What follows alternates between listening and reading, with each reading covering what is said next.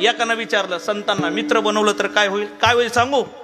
आत्महत्याच करणार नाही कुणी, आत्महत्याच करणार नाही कुणी, आत्महत्याच करणार नाही कुणी,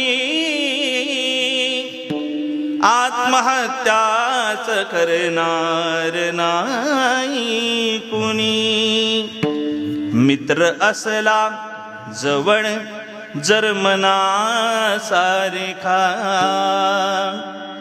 मित्रवनव्यामध्ये गारव्यासारखा, मित्रवनव्यामध्ये गारव्यासारखा.